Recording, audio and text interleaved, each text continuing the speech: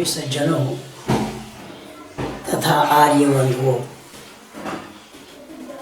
इस देश का नाम आर्यवर्त था, है और रहेगा। इस देश का नाम आर्यवर्त है, इसका अनेक प्रमाण हमारे पास मौजूद है। मूल रूप से वेद में मौजूद है और अनेक इतिहास वेत्ताओं ने इसे सिद्ध किया है। मूल रूप में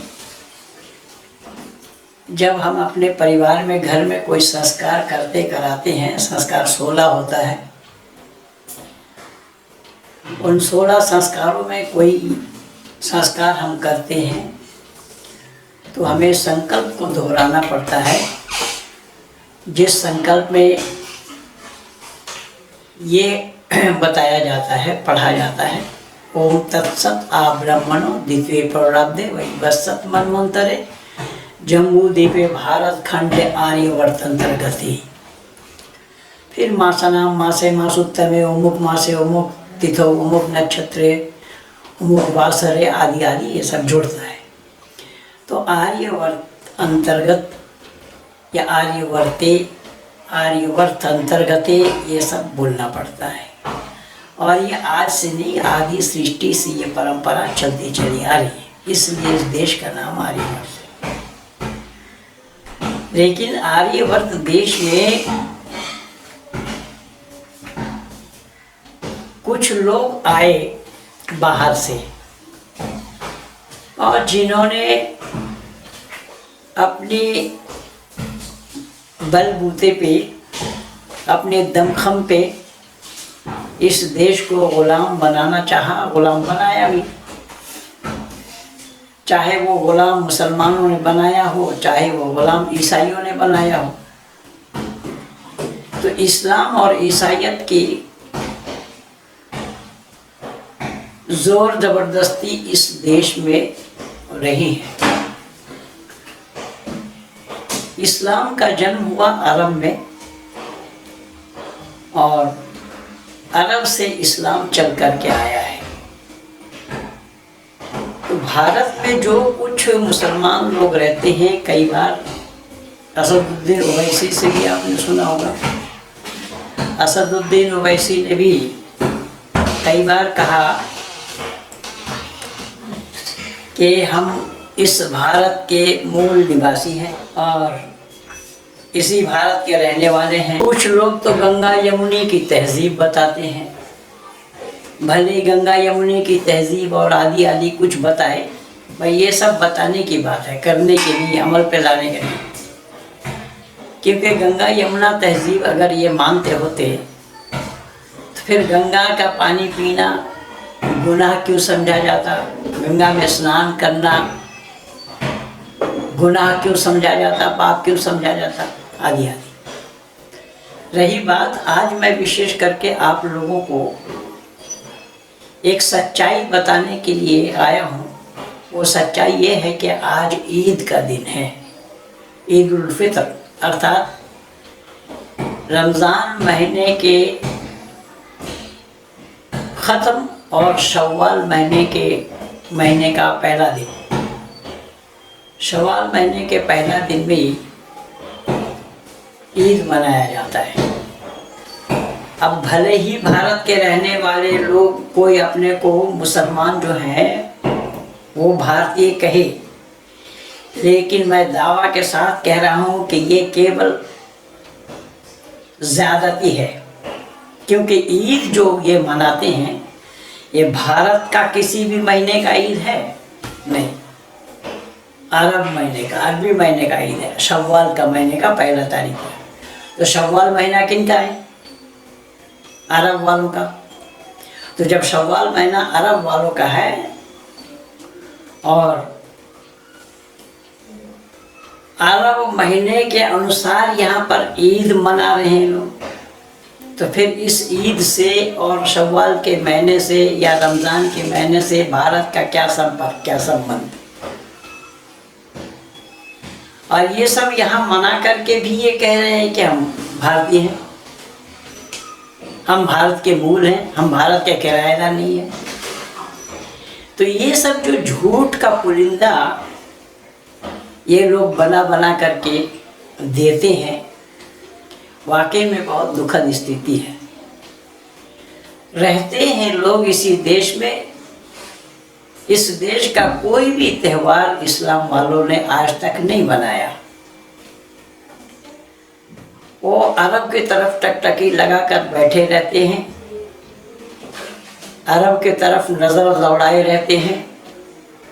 अरबी महीना के अनुसार उनका महीने की गिनती होती है, अरबी त्योहारों के मुताबिक अपना त्यौहार मनाते हैं। खूब मनाए, कोई आपत्ति नहीं, पर मनाते कहाँ हैं? भारत में। तो जब आप भारत में मनाते हैं तो क्या ये भारत का तो त्यौहार नहीं है? फिर भी आप भारत में मनाते हैं, इसका मतलब ये हुआ कि इन भारतवासियों की उदारता है कि इन्होंने कभी भी गैर नहीं समझा। तो जो भारतवासियों ने गैर ना समझकर आपको त्यौहार मनाने की छूट दी, आपके रीति रिवाज पर अमल करने की छूट दी, आप रहते यहाँ पर है, दिल अरब में पड़ा है और अरब के मुताबिक सारा कार्यक्रम, सारा दिनचर्या, सारा जो कुछ भी आपका है वो सब अरब के अनुसार हो रहा है। तो भारत में रहकर जब अरब के अनुसार सारा काम आपका है, रीति रिवाज आपका अरब का है, तो आप किस मुंह से ये कहते हैं कि हम भारतीय हैं? जैसा आप लोग भारत में रहकर अरब देश का त्यौहार मनाते हैं, अगर ये भारतवासी चाहे कि अरब देश में जाकर भारतीय त्यौहार मनाना तो क्या संभव है? आप फ़ौरन कहेंगे नहीं, कुरान में अल्लाह ने मना किया है। अल्लाह ने कहा काफिर और मुशरिक को मक्का में, मदीना में आने मत दो। तो ये जो संकीर्णता है, इस संकीर्णता का क्या दाद दिया जाए? आप अपनी अरबियन संस्कृति मनाएंगे भारत में, लेकिन अगर भारतीयता को कोई अरब में जाकर के मनाना चाहे तो आप वहाँ घुसने नहीं देंगे। तो इससे बड़ी दकियानुसी वाली बात और क्या होगी? इससे बड़ी वैमनस्यता मानव समाज में फैलाने के लिए और तरीका क्या हो सकता है? तो इस्लाम अपने आप में संकीर्ण है, इस्लाम अपने आप में दकियानुसीपन है, इस्लाम अपने आप में संकीर्ण दायरे के अंदर में है, मानवता से भी परे है, जो खुद को औरों के साथ जोड़ना ही नहीं चाहता, खुद को औरों के ऊपर थोपना तो चाहता है लेकिन औरों की बातों को स्वीकार करना नहीं चाहता। ये सबसे बड़ी बात है, यही सबसे ज़्यादा कमी है इन अरबियों में। इसीलिए इस अरबियन संस्कृति को भारत में रहकर मनाया जाना क्यों और कैसा संभव हो रहा है? जब आप हमारी त्यौहार को अरब में मनाने नहीं देंगे तो आपके त्यौहार भारत वाले क्यों मनाने दें आपको? इस पर विचार। भाई, भारत का जो त्यौहार है, उन त्योहारों में किसी भी त्यौहार को आपने अपना त्यौहार माना है क्या? भारत के रीति रिवाज के अनुसार कोई भी अनुष्ठान आपने किया है क्या? सब अरबी महीना, अरबी चांद, अरबी त्यौहार, ये सब आपका है और इसके बावजूद भी आप ये कह रहे हैं कि हम भारतीय हैं।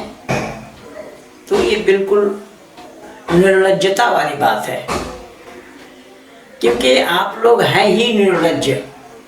शर्म हया नाम की कोई चीज़ नहीं है आप लोगों में, इसलिए ज़बरदस्ती ये सब काम आप लोग कर रहे हैं। और यहाँ तक तो ज़बरदस्ती होता आ ही रहा है। अब सड़क घेर करके भी नमाज़ पढ़ना ये ज़बरदस्ती तो नहीं तो और क्या है? आज सुबह मैं इसी के ऊपर ये लेख लिख करके अपने फेसबुक पेज में पोस्ट किया है, ज़रूर आप लोगों ने देखा और पढ़ा होगा। मैंने इन्हीं बातों को दर्शाने का प्रयास किया कि भारत में रह कर के भारतीयता के भारतीयता को अपनाया नहीं और भारत के अनुसार किसी भी त्योहार को नहीं मनाया। अरब के तरफ नजर लगाए बैठे हैं और वही अरब देखिए इस कोरोना वायरस के कारण उस मक्का और मदीना में भी ताला लग गया। यानी जो आप लोग ये बोलते हैं इंशाअल्लाह माशाअल्लाह, अल्लाह ये करेगा, अल्लाह वो करेगा, अल्लाह जो चाहेगा सो करेगा, ये कोरोना किसका कराया हुआ है? अल्लाह का कराया है। अल्लाह में मक्का और मदीना के मस्जिद हराम में ताला डालने के लिए हुक्म दिया अल्लाह ने। अब वो मस्जिद में जाकर के नमाज पढ़ना 70,000 गुना सवाब आपको ज़्यादा मिलता है। अब घर में पढ़ने की बात आ रही है तो कहाँ गया अल्लाह और कहाँ गया अल्लाह का हुक्म? कहाँ गए आप अल्लाह वाले? नमाज घर में पढ़ना, जबकि ईद की नमाज घर में संभव ही नहीं है। ईद की नमाज आप अकेले कैसे पढ़ेंगे साहब? ईद की नमाज अकेला पढ़ने का नमाज है ही नहीं है, वो तो जमात में पढ़ने की है। केवल 2 रकात नमाज पढ़ा जाता है 6 तकबीरों के साथ। 6 तकबीरों के साथ 2 रकात नमाज ईद उल फितर और ईद उल जुहा, ये दोनों ईद के 2-2 रकात नमाज है 6 तकबीर के साथ। तो जब ये नमाज आपको जमात के साथ अदा करनी है, जमात के साथ पढ़ना है और वहाँ जमात मना है,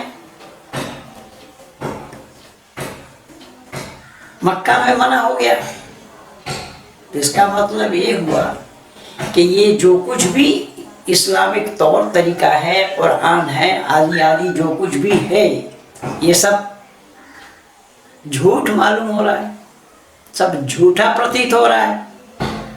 फिर कौन सा कहना अल्लाह का सही है? मैं जो प्रमाण दे रहा हूँ वो सही है या अल्लाह ने आपको जो हुक्म दिया है वो सही है? अगर अल्लाह ने हुक्म दिया उस हुक्म को मानना चाहिए और मानने में प्रतिबंध है, तो इसका मतलब अल्लाह से बढ़ करके हो गया कोरोना।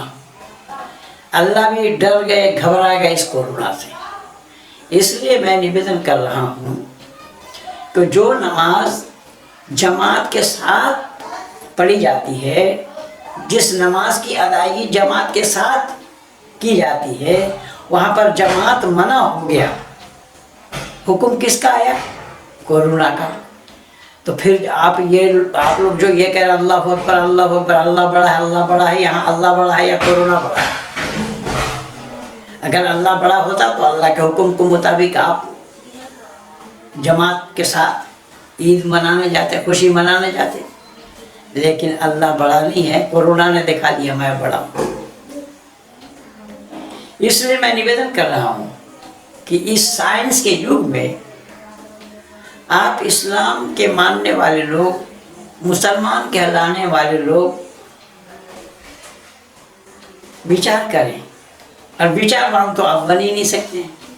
आपके पास तो विचार को गिरवी रखा गया है, आपको विचार करना ही नहीं है। आपको तो बता दिया है बस कुल्लु मा जाअ बिही रसूल मिन इंदिल्लाह, रसूल ने जो बतलाया अल्लाह की तरफ से उसको बिना छानबीन किए आपको मानना ही पड़ेगा। साथ ही साथ ज़ालिकल किताबु ला रैब फीह, तो जब ज़ालिकल किताबु ला रैब फीह कोई शक व शुबा की गुंजाइश नहीं इस किताब के अंदर और उसी कुरान के अनुसार ही ये सारा तौर तरीका आपका है। अब कुरान पर यहाँ पर कोरोना ने ब्रेक लगा दिया, तो अल्लाह का कहना सही है या कोरोना का कहना सही है?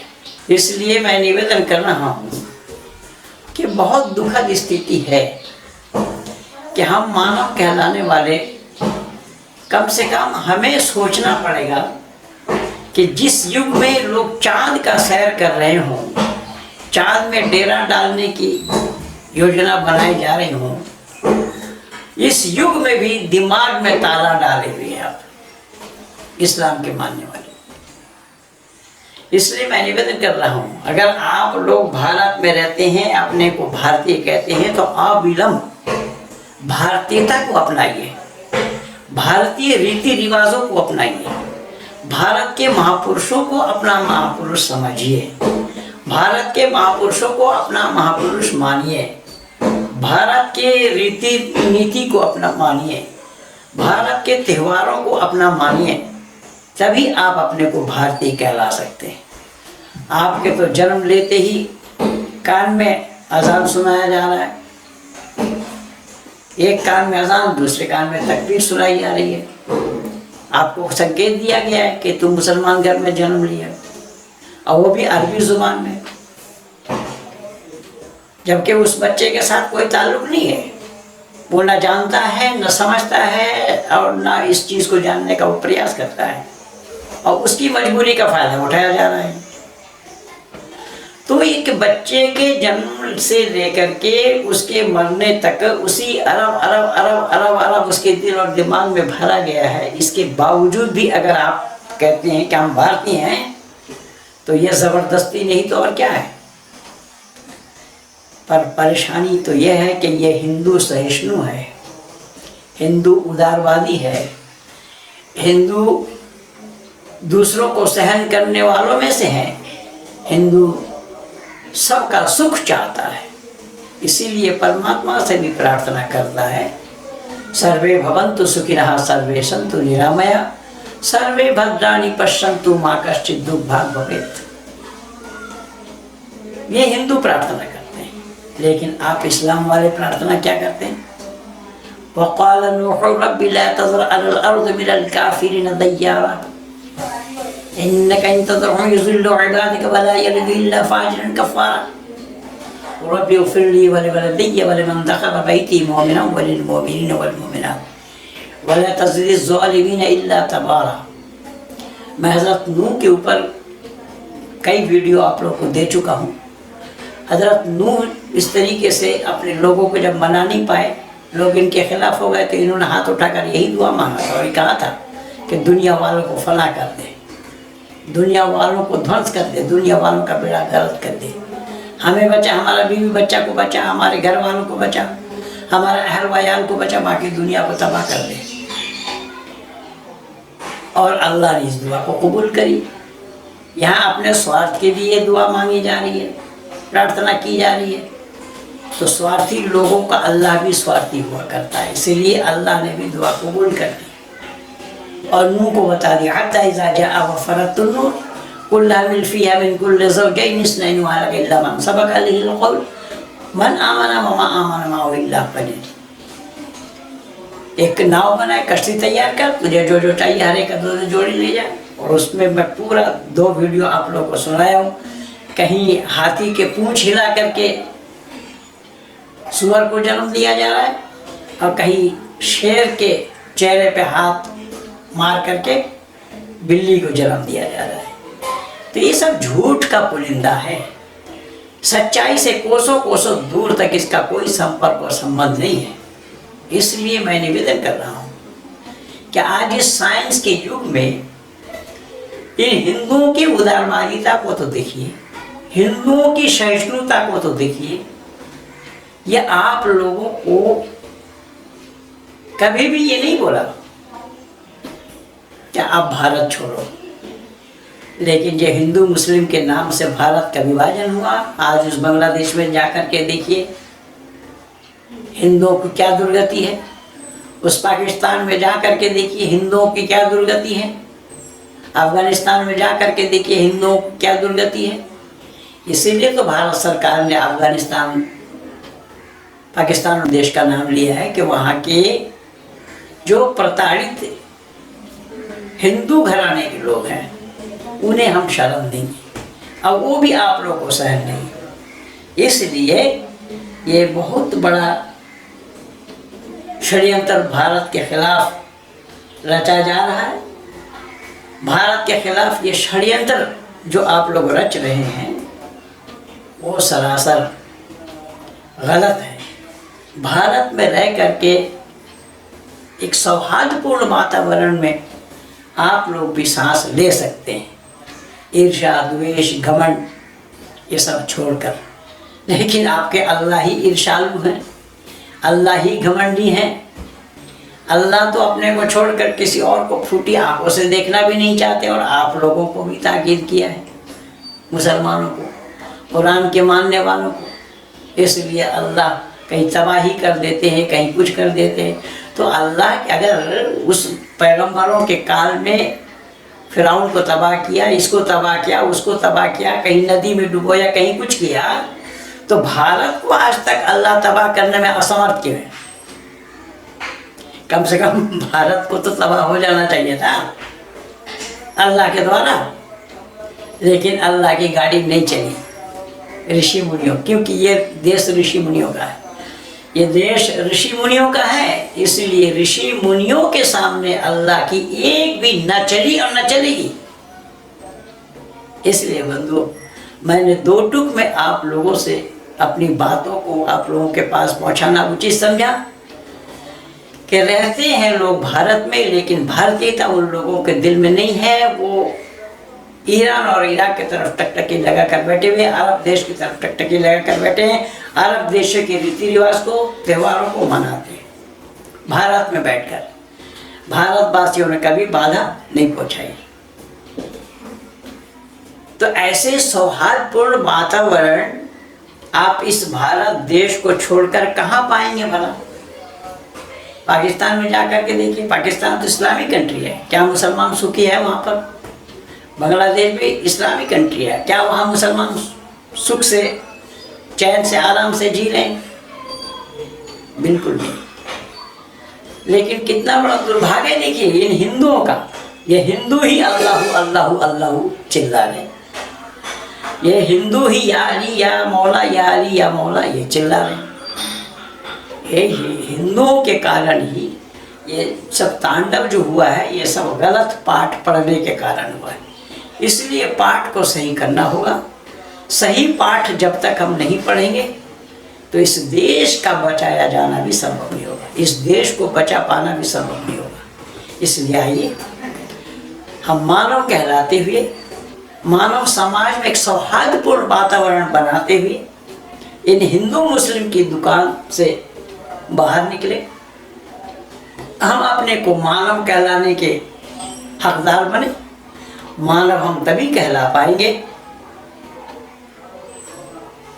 जब आत्म सर्वभूतेषु की मान्यता रखेंगे, समस्त आत्माओं को अपनी आत्मा के समान जानेंगे, समझेंगे, तभी हम मानवता की रक्षा कर पाएंगे। इसीलिए वैदिक संस्कृति में ये बताया जाता है, आत्मा नाम प्रतिकूलानि परेशान न समाचरे। जो अपने आत्मा के लिए सही न लगे, औरों के लिए ऐसे विचार अपने मन में नहीं लाना। ये है मानवता का पाठ। इसलिए आइए इसी मानवता का पाठ पढ़ते हुए भारतीय रीति रिवाजों को हम अपनाएं, अरबी रीति रिवाजों को हम छोड़ें, हम अरबी नाम रखना भी छोड़ें। भारत में रहते हैं तो भारतीयता के अनुसार हमारा नाम होना चाहिए, वैदिक संस्कृति के अनुसार हमारा नाम होना चाहिए। मैं चाहूँगा कि इन्हीं शब्दों के साथ मैं अपने वाणी को यहीं पर विराम दे रहा हूँ। ये मानवता का प्रचार है। हम मानव कहलाने के हकदार बने। मानव कहलाने के हकदार हम तब बनेंगे जब हम इस मानवता पर आचरण करेंगे। इस वैमनस्यता से हम दूर हटेंगे, इस वैमनस्यता से हम जब ऊपर उठेंगे तभी हम मानव कहलाने के हकदार बनेंगे। समस्त आत्माओं को अपनी आत्मा के समान जानने पर ही मानव कहला सकेंगे। तो हमें इन हिंदू मुस्लिम के दुकानों से अलग होकर हमें मानवता का पाठ पढ़ना चाहिए कि जिस मानवता के आधार पर हमारे ऋषि मुनियों ने हमें यह संदेश दिया था, वेदों के तरफ लौटो। हमें और आपको वेदों के तरफ लौटना है। वेदों को अपनाते हुए ही हम इस मानवता को जान सकते हैं, क्योंकि केवल वेद में ही है मानवता का पाठ। आइए उस पाठ को हम पढ़ें और परमात्मा के उपदेश को आत्मसात करते हुए अपने जीवन को सफल बनाएं। इन्हीं शब्दों के साथ आप सब लोगों को बहुत बहुत धन्यवाद।